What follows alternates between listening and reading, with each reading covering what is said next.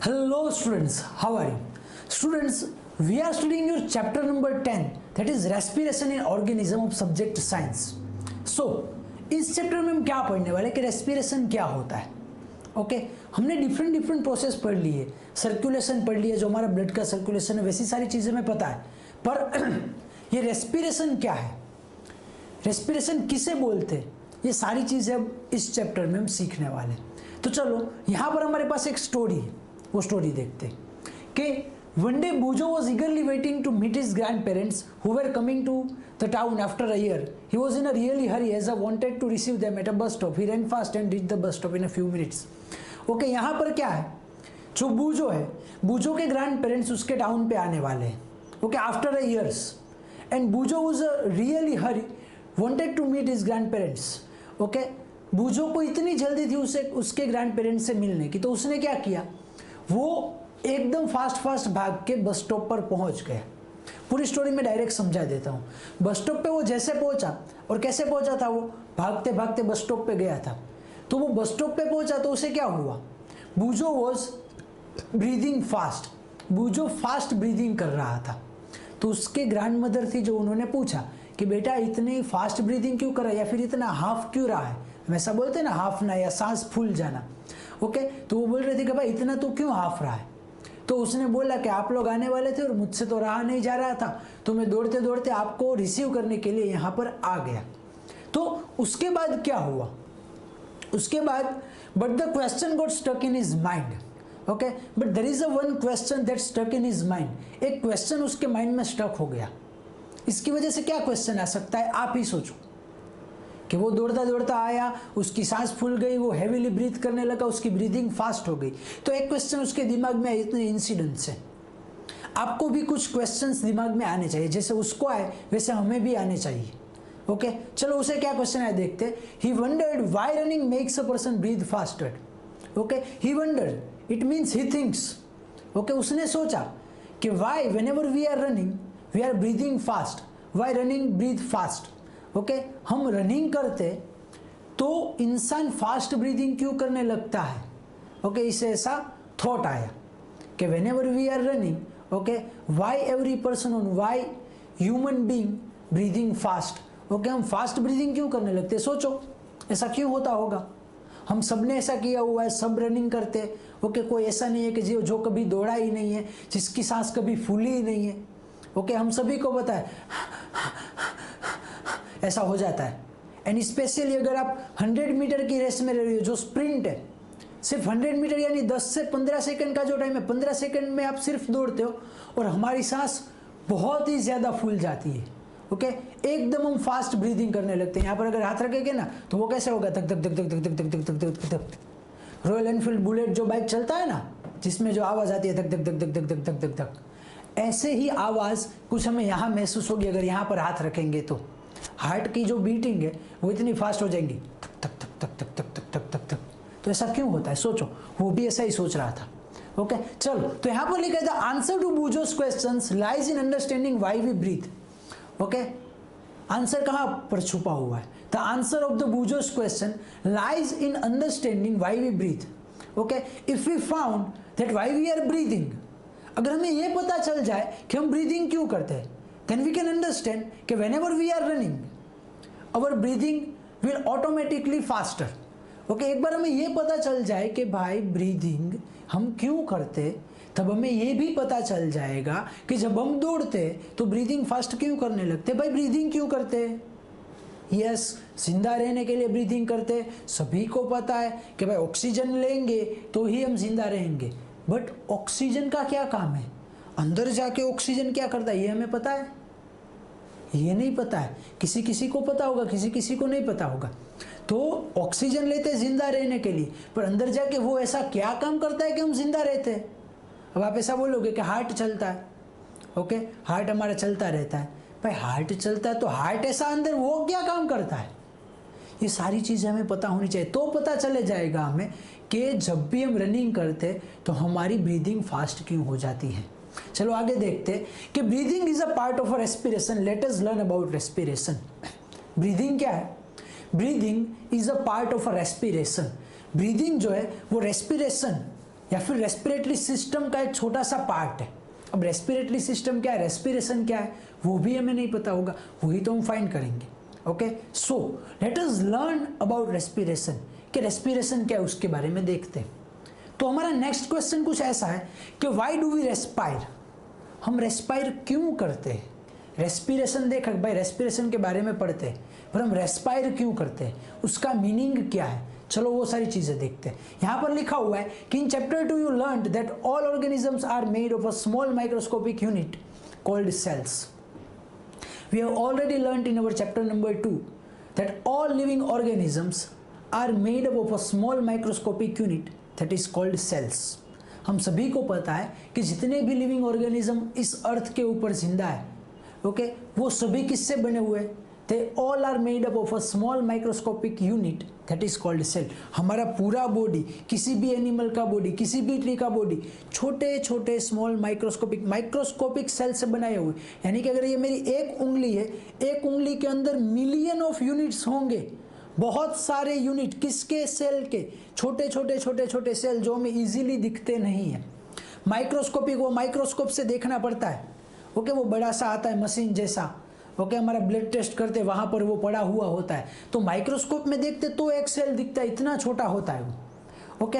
ऐसे million, billion and trillion cell से हमारा पूरा बॉडी बनता है, ओके।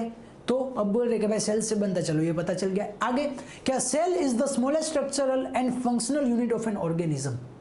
सेल क्या है, a cell is the smallest सबसे छोटा, is the smallest structural and the functional element of an organism. Okay, कोई भी ऑर्गेनिज्म है, पहली बात तो ये जान लो कि what is organism. Organism it means जितनी भी चीजें जिंदा है, all the living things in our earth are organisms. Okay, living organism यानी कि उसमें पेड़ पौधे आ गए, ह्यूमन आ गए, एनिमल्स आ गए, बर्ड्स आ गए, फिशेस आ गए, जितनी भी जिंदा चीजें सारी की सारी, ग्रास भी आ गया, ग्रास भी जिंदा चीज ही है, वो भी एक ट्री का पार्ट है, प्लांट का पार्ट है। ओके, तो इसमें क्या लिखा है कि cell is the smallest structural element. उसका मीनिंग क्या है, स्ट्रक्चर किसे बोलते हैं। हमने ये स्ट्रक्चर जो वर्ड है, वो कोई बिल्डिंग बन रही है, हमारा घर बन रहा है, तब अगर हमने सुना हो स्ट्रक्चर, यानी कि ये जो पूरी बिल्डिंग बनती है उसे स्ट्रक्चर बोलते हैं। ओके, तो उसमें स्मॉलेस्ट एलिमेंट क्या होता है। आप बोलोगे कि सर ब्रिक, पर ब्रिक थोड़ी स्मॉल है, उससे छोटा भी है ना कुछ, रेत, सैंड उससे भी छोटा कुछ है, क्या है, सीमेंट। यस, तो अगर बिल्डिंग की बात करें तो उसका स्मॉलेस्ट स्ट्रक्चरल एलिमेंट, यानी कि ये जो बिल्डिंग पूरी खड़ी हुई है उसमें जितनी भी चीजें यूज हुई है, उसमें सबसे छोटा सा छोटा एलिमेंट कौन सा है, सीमेंट। सेम वे अगर हम लिविंग ऑर्गेनिज्म है तो हमारा सबसे छोटा स्मॉलेस्ट स्ट्रक्चरल एलिमेंट क्या है, सेल। हम सब लोग सेल के ऊपर खड़े, हम खड़े किसके ऊपर है, हमारे पैरों के ऊपर, पर हमारे पैर किससे बने, सेल से। छोटे छोटे छोटे छोटे सेल सब कंबाइन होकर हमारा पूरा बॉडी बनाते हैं। It means the cell is the smallest structural element and also functional element. Functional element यानी कि हम जो कुछ भी काम करते हैं, अभी मैं हाथ हिला रहा हूँ, मैं बोल रहा हूँ, मेरी उंगलियां हिल रही है, ओके, मैं देख रहा हूँ, मैं इस साइड देख रहा हूँ, मैं इस साइड देख रहा हूँ, मेरी गर्दन हिल रही है, ओके, तो ये सारी चीज़ें क्या है, फंक्शन। मैं सांस ले रहा हूँ, मेरे अंदर पेट के अंदर प्रोसेस हो रही है, मेरा दिल धड़क रहा है, सारी की सारी चीज़ें बॉडी के अंदर जितने भी वर्क हो रहे हैं वो सारे वर्क कौन करवा रहा है, सेल। क्योंकि each and every part of our body is made up of an cell. Okay, हमारे जितने भी पार्ट है वो सब सेल से ही बने हुए हैं। ओके, ये हमारी उंगलियां हो, या मेरा नोज हो, या मेरी आईज हो, या मेरा पूरा मुंह हो, या मेरी चेस्ट हो, या मेरे हैंड्स हो, या मेरे लेग्स हो, सारी की सारी चीज़ें किससे बनी हुई है, सेल से। It means cell are the smallest structural and functional element. Clear, चलो आगे देखते हैं।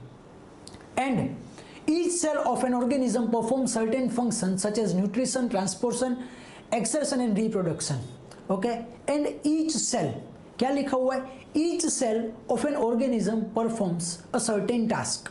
ओके, जो एक एक सेल है, they are performing a certain task, उसे एक फिक्स टास्क दिया हुआ है। कौन कौन से task, such as a nutrition, यानी जो कुछ भी हम खाना खाते हैं, ओके, उसे जो अंदर जाके डाइजेस्ट होता है वो सारी प्रोसेस न्यूट्रिशन की। ट्रांसपोर्टेशन, एक जगह से दूसरी जगह जाना, हमारा ब्लड पूरे बॉडी के अंदर यहाँ से वहाँ घूमता रहता है। ओके, हमारे माइंड में से सिग्नल यहाँ पर आते, उसकी वजह से हमारे हाथ हिलते, वो ट्रांसपोर्टेशन। एक्सर्शन, जो हमने खाया हुआ है उसे निकालने की प्रोसेस, जो waste removal process, that is exertion.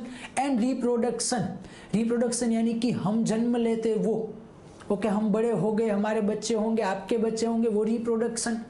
Okay, production दूसरी बार हुआ यानी कि रिप्रोडक्शन। तो ऐसी सारी चीजें कौन करता है? Cell. Every cell, each cell of an organism, organism के each cell performing a certain task, सभी के अलग अलग टास्क है। उंगली है या हाथ है तो हाथ का एक टास्क है। ओके, हाथ से पकड़ना, खाना, पीना, काम करना, ये सारे टास्क हाथ के। हाथ से ऐसा तो नहीं है ना कि ब्लड सर्कुलेट हो रहा है। हाथ से देख सकते हैं हम, आंखें बंद कर दो और हाथ से मैं देखते देखते जा रहा हूँ, वैसा नहीं है ना। हाथ से मैं बोल नहीं सकता, हाथ से मैं सूंघ नहीं सकता। ओके, नाक से मैं पकड़ नहीं सकता। It means each and every cell have a certain task. Okay, सबको अलग अलग टास्क दिया हुआ है सारी चीज़ों को। चलो, तो to perform this function the cells need energy. Okay, अब हमें ये पता है अगर मैं खड़ा हुआ हूं, मैं चल रहा हूं, मैं दौड़ रहा हूं, तो मुझे क्या चाहिए? एनर्जी चाहिए। हम सभी को एनर्जी चाहिए। पेट्रोल, पेट्रोल क्या करता है? बाइक अगर हमें चलाना है तो उसमें पेट्रोल डालना पड़ेगा, उसे एनर्जी चाहिए। तो बाइक को एनर्जी कौन दे रहा है? यस, पेट्रोल दे रहा है। तो यहां पर भी ऐसा लिखा है, to perform this task cell needs energy. अब मैंने ऐसा बोला कि सारे के सारे जो टास्क है ना वो सेल करते हैं, but how can they doing this task, वो ये टास्क कैसे कर रहे हैं? कैसे कर रहे हैं? यस, उसे कुछ एनर्जी चाहिए। What they need energy to function this task. Okay, उन्हें एनर्जी चाहिए to perform this task. Okay, जो भी टास्क है उसे परफॉर्म करने के लिए उसे क्या चाहिए? एनर्जी चाहिए। ओके, तो ये एनर्जी कहाँ से आ रही है? बस यही मेन क्वेश्चन है। पूरा जो चैप्टर है कि respiration, why do we respire, okay, वो इस क्वेश्चन के आंसर में छुपा हुआ है कि cells need energy to perform a certain task. Cell को चाहिए एनर्जी कोई भी टास्क परफॉर्म करने के लिए। मेरा हाथ हिल रहा है, यहाँ पर एनर्जी यूज हो रही है, ये एनर्जी सेल दे रहे हैं। तो सेल को कौन एनर्जी दे रहा है? समझे, मेरा हाथ हिल रहा है, मुझे एनर्जी मिल रही है, मुझे सेल एनर्जी दे रहे हैं, तो सेल को कौन दे रहा है? सेल को एनर्जी कौन दे रहा है? बस ये क्वेश्चन का आंसर मिल जाएगा तो हमें हमारा जो मेन क्वेश्चन है कि why do we respire and what is the respiration, सारी चीजों का आंसर मिल जाएगा। सोचो, चलो हम आगे देखते हैं। टू परफॉर्म दिस टास्क, चलो, even when we are eating, sleeping और reading we require energy. Okay, even when we are eating, reading, sleeping we required energy. चलो, ईटिंग में तो समझे सर, रीडिंग में भी समझे, but in sleeping, in the rest mode, हम rest कर रहे हैं तब भी एनर्जी चाहिए। क्यों चाहिए? तब तो हम कुछ काम नहीं कर रहे, तब तो हम हाथ पैर नहीं हिला रहे। ओके, चलो हाथ पैर नहीं हिला रहे, आप कुछ काम नहीं कर रहे, आप कुछ बोल नहीं रहे, पर उस टाइम पे अंदर तो काम चालू है ना। हमारा हार्ट बंद हो गया है, हमारा डाइजेशन सिस्टम बंद हो गया है, हमारा जो बॉडी के अंदर ब्लड का सर्कुलेशन है वो बंद हो गया है, हमारा दिमाग बंद हो गया, थॉट प्रोसेस जो हमारी चल रही है अंदर वो बंद हो गया। रात को सपने क्यों आते हैं? दिमाग बंद हो गया होता तो सपने ही नहीं आते ना। तो बॉडी के अंदर तो सारी की सारी चीजें काम करती ही रहती है। इसलिए यहाँ पर लिखा हुआ है कि even when we are eating, it means even when we are in the rest mode, कोई भी कंडीशन हो हमारा काम तो चलता ही रहता है। देखो यहाँ पर लिखा है वी रिक्वायर एनर्जी, हमारा अंदर का काम चलता रहता है और काम चलता रहता है तो भाई पेट्रोल भी चाहिए ना। ओके, बाइक चलता रहता है, ये बाइक पूरा बाइक चलता ही रहता है, चलता ही रहता है, from birth to the death, पूरे के पूरे टाइम, जहाँ से हम जन्म लेते वहाँ से मरने के टाइम तक ये बाइक चलता रहता है और पेट्रोल हमें डालना रहता पड़ता है।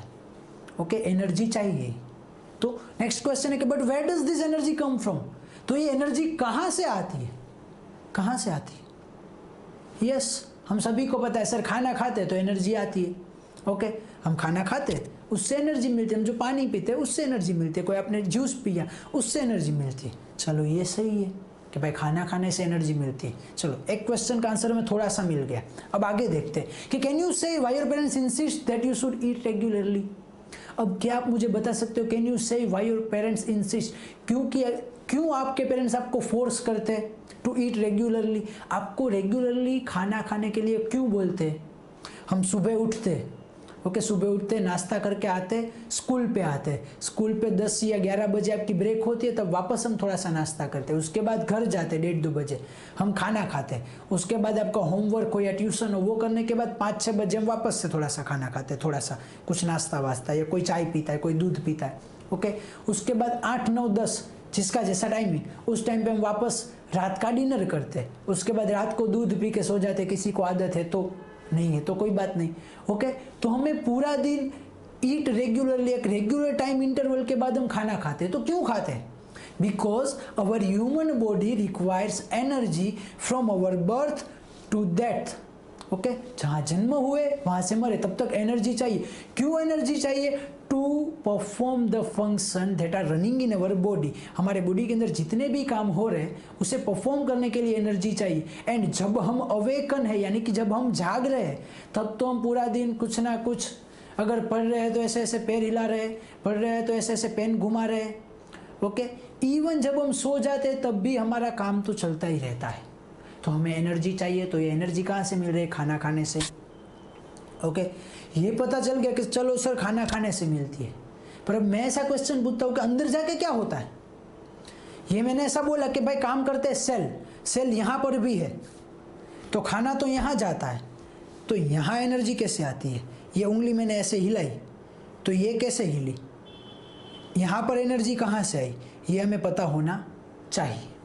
अब यहाँ तो रोटी नहीं पड़ी हुई है ना, यहाँ तो एप्पल का पीस नहीं है, यहाँ आपने मिल्क पिया वो भी नहीं है, ओके। तो यहाँ पर एनर्जी कैसे आई? चलो आगे देखते हैं। The food is a stored energy which is released during respiration. चलो अब हमारा जो मेन क्वेश्चन है उसका आंसर हमें 90% मिल गया है। क्या है? That the food has a stored energy that is released during respiration. What is the respiration? Respiration क्या है? ओके, देखो यहाँ पर लिखा है द फूड, जो भी हम खाना खाते हैं, ओके, यानी कि आपने रोटी खाई, आपने सब्जी खाई, आपने भात खाए, आपने दाल खाई, okay. Every food that we are eating has a stored energy, उसके अंदर स्टोर्ड एनर्जी है which is released, energy store है, ओके। एनर्जी कैसी है? स्टोर। उसके ऊपर लॉक लगा हुआ है, सपोज उसके ऊपर लॉक लगा हुआ है या उसके ऊपर सील्ड है, तो food has a stored energy that is released during respiration. जब रेस्पिरेशन होता है तब एनर्जी रिलीज होती है, समझे? रेस्पिरेशन क्या है?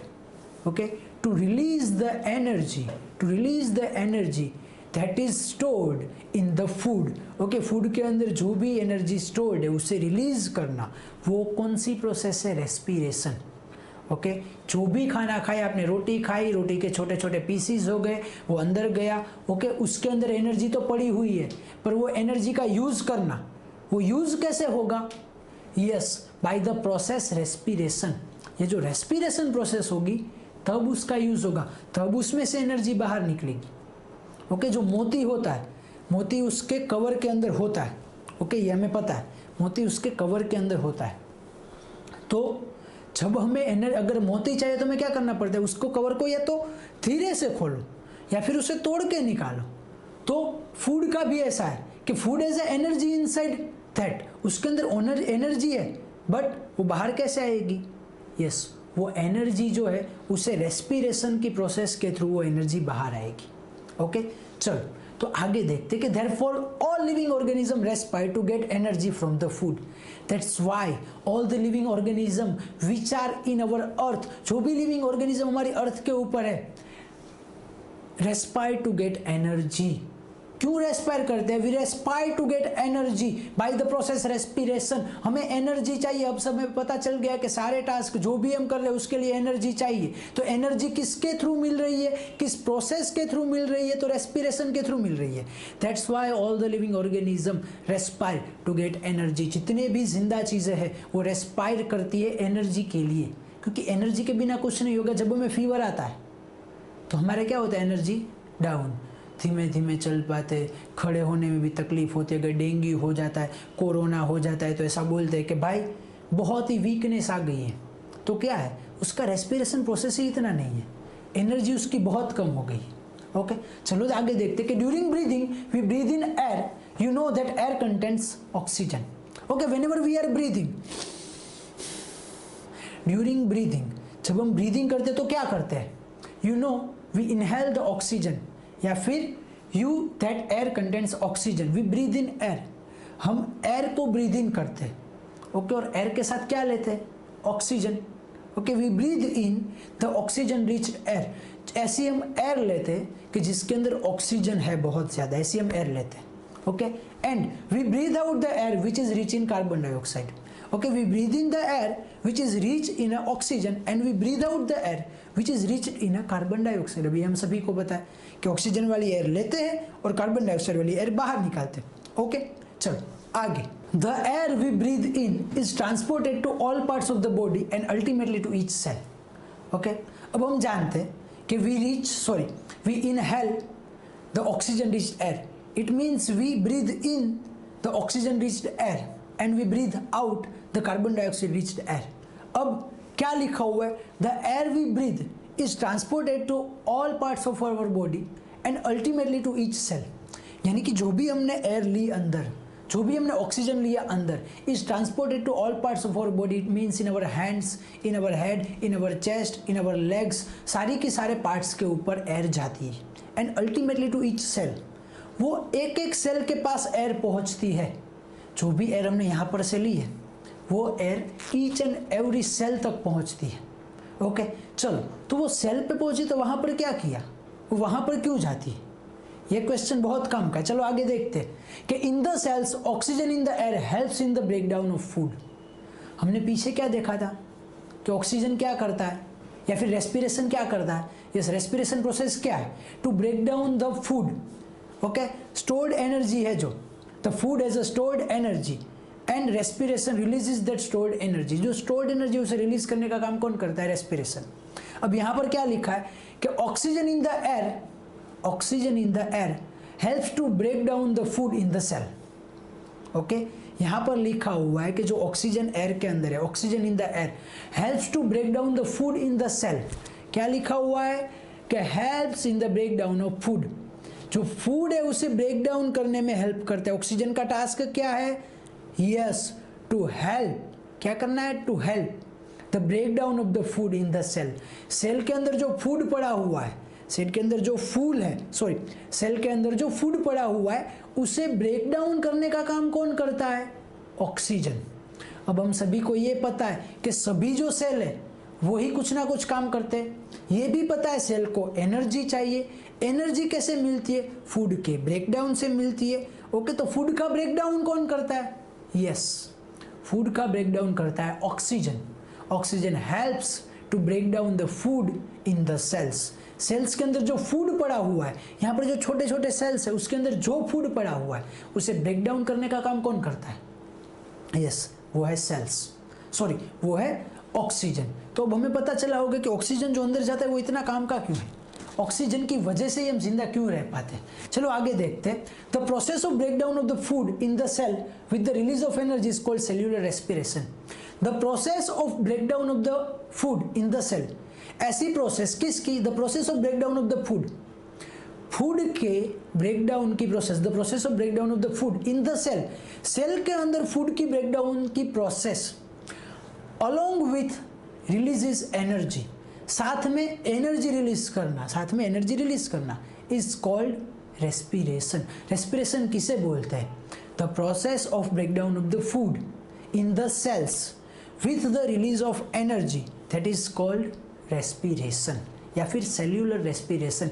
सेल के अंदर जो भी फूड पड़ा हुआ है ओके उसको ब्रेक डाउन करना। सपोज ये सेल है, ये सेल है, सेल के अंदर ये फूड पड़ा हुआ है ओके उस फूड को ब्रेक डाउन करना, उस फूड को ब्रेक डाउन करना उसे क्या बोलते हैं, रेस्पिरेशन, साथ में एनर्जी रिलीज करना।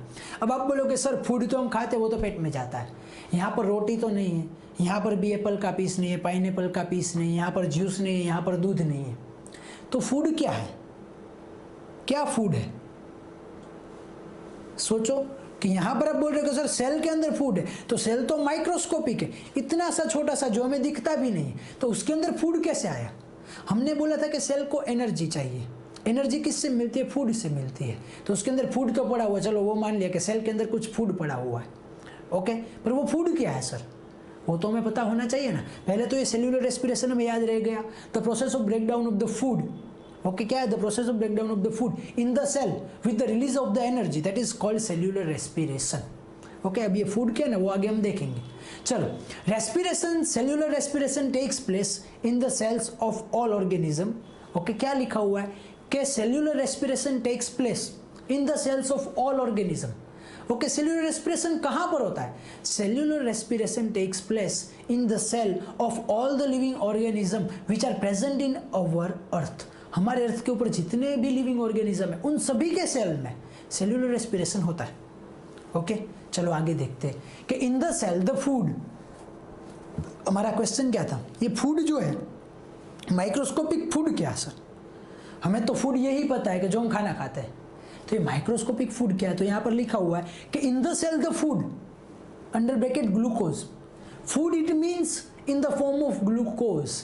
हमारा जो बॉडी, हमारे जो सेल है, सेल के अंदर क्या पड़ा हुआ है? ग्लूकोज। जो फूड हमने खाया हुआ है ना, वो डाइजेस्ट होकर ग्लूकोज के फॉर्म में हर जगह पर जाता है, ओके। वो जो ग्लूकोज है वो स्टोर्ड एनर्जी। जो ईच सेल के पास ग्लूकोज पड़ा है, ग्लूकोज है वो स्टोर्ड एनर्जी, और वो एनर्जी रिलीज होती है, ओके। वो ग्लूकोज का ब्रेक डाउन होता है। अब देखते हैं, the food is broken down into carbon dioxide and water using oxygen, okay. In the cell, cell के अंदर क्या होता है? In the cell the food is broken down into a carbon dioxide, water and energy with the help of the oxygen. क्या होता है cell के अंदर? क्या प्रोसेस होती है? यस, सेल के अंदर जो फूड पड़ा हुआ है, फूड का मतलब है ग्लूकोज। अब ये याद रख लेना है। अब तक हम फूड बोल रहे थे तो आपको कंफ्यूजन हो रहा था, सर वहां पर कैसे फूड? तो food it means food in the form of glucose. In the cell the food is broken down. Food क्या होता है? Broken down, okay. ऑक्सीजन जो वो हथौड़ी लेके जाता है वहां पर, ये जो फूड पड़ा हुआ है, ऑक्सीजन, सॉरी, जो हमारा ग्लूकोज पड़ा उसे क्या करता है? ऑक्सीजन वहां पर जाता है हथौड़ी लेकर, उसे तोड़ता है, okay. The food is broken down into a carbon dioxide, water and energy, okay. ऊपर से वो तोड़ता है तो उसमें से क्या निकलता है? Carbon dioxide, water and energy. यहाँ पर एनर्जी नहीं लिखा हुआ है, पर एनर्जी तो आती ही है। Carbon dioxide, water and energy with the help of oxygen, okay. क्या कि भाई सेल के अंदर फूड का ब्रेक डाउन करना, कार्बन डाइऑक्साइड निकलना, ऑक्सीजन, सॉरी, कार्बन डाइऑक्साइड निकलना, वाटर निकलना एंड एनर्जी निकलना, किसकी मदद से? तो कि ऑक्सीजन की मदद से। क्लियर? चलो इतना होता है। उसे क्या बोलते हैं? When breakdown of the glucose occurs with the use of oxygen, it is called aerobic respiration. When breakdown of glucose, यानी जो ये फूड है उसका breakdown, when breakdown of glucose occurs with the help of the oxygen, जब oxygen की help से ये breakdown होता है, जब ऑक्सीजन की हेल्प से हम रेस्पिरेशन करते हैं, जब ऑक्सीजन की हेल्प से एनर्जी रिलीज होती है, ओके, तो उसे क्या बोलते हैं? When the breakdown of the glucose occurs with the help of the oxygen, that is called aerobic respiration. ये डेफिनेशन याद रहनी ही चाहिए। What is aerobic respiration, what is anaerobic respiration, ये डिफरेंस में भी बहुत इंपॉर्टेंट है, ये डेफिनेशन में भी आ सकता है, ये क्वेश्चन बहुत इंपॉर्टेंट है। क्या है? The breakdown of the food, क्या? The breakdown of the food it means the glucose, the breakdown of the glucose occurs in the cell with the help of the oxygen, that is called aerobic respiration। अब aerobic respiration में क्या होता है? जो first line लिखा था, first line में ऊपर लिखा हुआ है, okay, the breakdown of the food, okay, ऊपर लिखा है the broken down into carbon dioxide, water and energy. Aerobic respiration में क्या निकलता है? We have the carbon dioxide, water and energy in the aerobic respiration, okay. ऐसा question पूछे आपको कि भाई एरोबिक रेस्पिरेशन से हमें क्या प्रोडक्ट्स मिलते, क्या बाय प्रोडक्ट्स मिलते हैं? तो carbon dioxide, water and energy. चलो क्लियर। नेक्स्ट देखते हैं कि food respiration can also be broken down without using oxygen, okay, and also the food respiration, इसमें लिखा है also the food respiration can also be broken down, food respiration can also be broken down without the use of oxygen. भाई oxygen के use के बिना भी, oxygen का use ना करे तो भी रेस्पिरेशन होता है, तो भी एनर्जी रिलीज होती है, तो उसे क्या बोलते हैं? Yes, that is called anaerobic respiration, okay. Whenever the respiration takes place without the use of oxygen, that is called anaerobic respiration. Clear? What is aerobic respiration? Yes, when the breakdown of the food occurs with the help of the oxygen, that is called aerobic respirations, and when the breakdown of the food occurs without use of the oxygen, that is called anaerobic respiration. With use aerobic, without use anaerobic. With use में क्या मिलता है हमें? With use में carbon dioxide, water and energy, ऊपर लिखा है using oxygen. चलो आगे देखते हैं कि breakdown of the food releases energy. ये तो हमें पता है, जब ब्रेकडाउन होता है तो एनर्जी रिलीज होती है। So you should know that there are some organism such as yeast that can survive in the absence of the air. Okay, now you should know, आपको ये पता ही होना चाहिए कि there is some living organism like a yeast.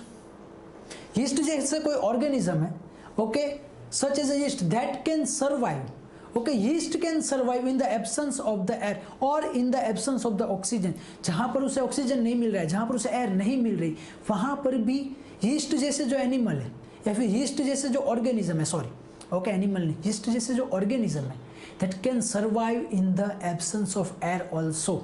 अब by air नहीं है तो वहां पर कौन सा रेस्पिरेशन होता होगा? एनारोबिक होता होगा ना। तो वो कौन सा रेस्पिरेशन करके जिंदा रहते हैं? Yeast, anaerobic.